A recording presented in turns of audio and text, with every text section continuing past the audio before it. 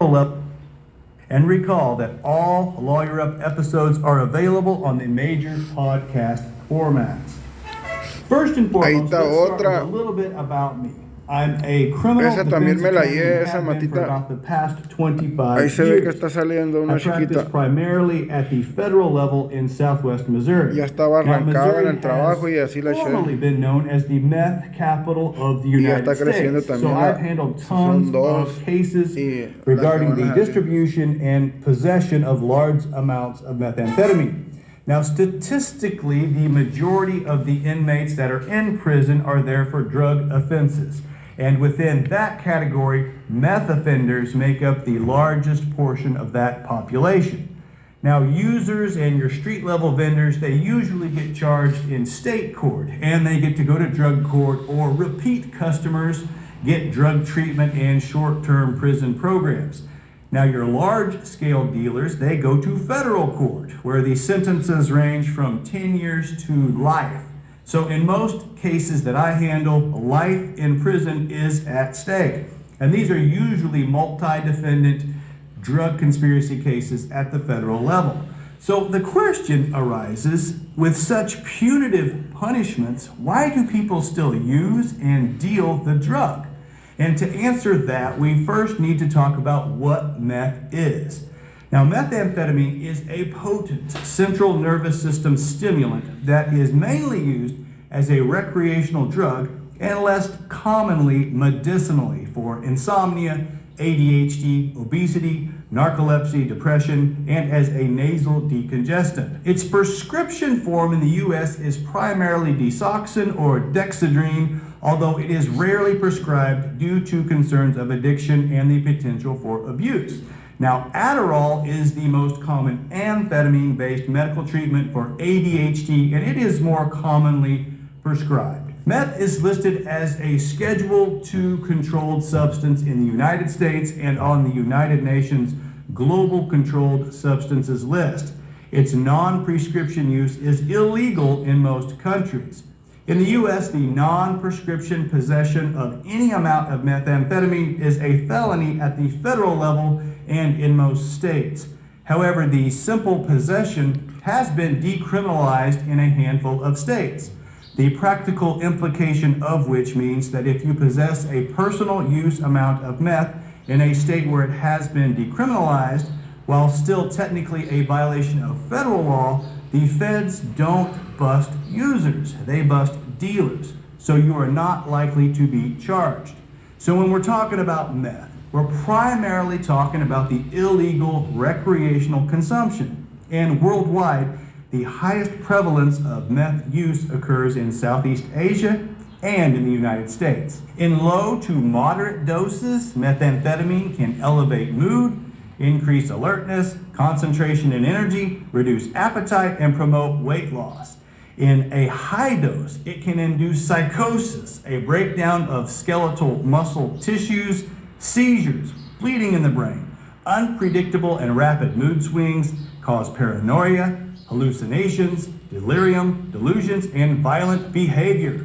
One of its most discernible physical displays in chronic users is twitching, facial lesions, and meth mouth, with numerous missing and or decaying teeth. The real problem with methamphetamine is its high addiction liability, which is the likelihood that its use will lead to compulsive repeated use, and its high dependence liability, which is the likelihood that withdrawal symptoms will occur when its use ceases. And that's because meth increases the dopamine output in the brain and it blocks its natural reuptake.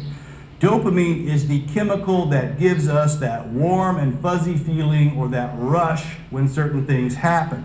However, meth's artificial dopamine production decreases the body's natural tendencies to produce dopamine itself. So while the highs are high, the low dopamine levels are lower than normal, which creates that strong desire to return to the higher levels that meth provides.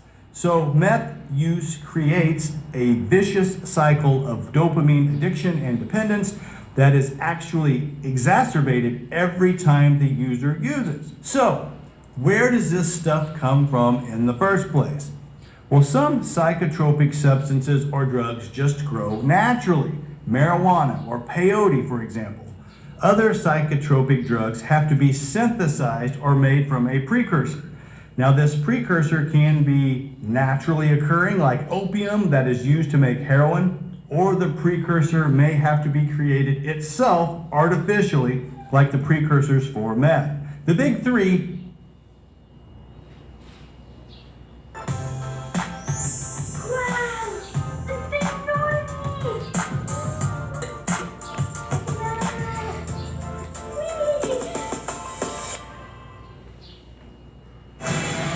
Tu negocio está en buenas manos con RAM 700, la pick-up hecha para cualquier tipo de trabajo. Supera los retos y pone a prueba su...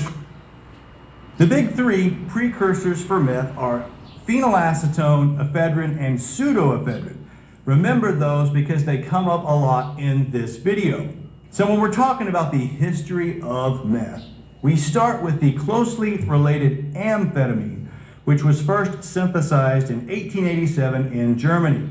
Shortly thereafter, in 1893, methamphetamine was synthesized from ephedrine by Japanese organic chemist Nagai Nagayoshi. The main difference between amphetamine and methamphetamine is the addition of the methyl group, which allows it to cross the blood-brain barrier faster, making it feel more potent to the user. And the blood-brain barrier is exactly what it sounds like.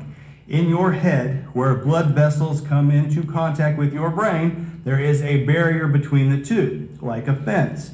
The barrier is designed to allow certain substances to flow through, such as certain amino acids, while keeping out pathogens in the blood that would otherwise affect the central nervous system. Now, it's not a solid fence, it's more like a chain link, so substances can be created to penetrate the barrier. Amphetamine is one example. However, as I noted, methamphetamine is much more effective at penetrating the blood-brain barrier, having a greater effect on your central nervous system. So, by 1900, we have the advent of meth. Now, free meth molecules are oily liquids. They're not solids, and so they're not real practical. So, in 1919, methamphetamine hydrochloride was synthesized by Akira Ogata via the reduction of ephedrine using red phosphorus and iodine. And if that sounds familiar to you Breaking Bad fans, it should, because this was one of the ways that Walter White used to make meth on the show. The hydrochloride state transforms the liquid into a solid, or a salt, as it is called in organic chemistry, which can then be distributed in tablet or powder form. So amphetamine first hits the commercial market in 1932 when Benzedrine was released as an inhaler to treat nasal congestion. No prescription needed. And it didn't take long for people to realize and like the energy it provided. Capitalizing on the popularity, the pharmaceutical company would go on to produce it in pill form, nicknamed Bennies, which became popular in the 40s and the early 50s until they were available by prescription only. American novelist Jack Kerouac's On the Road is often cited as a literary work fueled by the drug. But let's stay in the 30s. In 1938, methamphetamine was marketed in Germany as a non-prescription drug under the brand name Pervitin. It was widely used by all branches of the armed forces of the Third Reich and Nazi Germany for its stimulant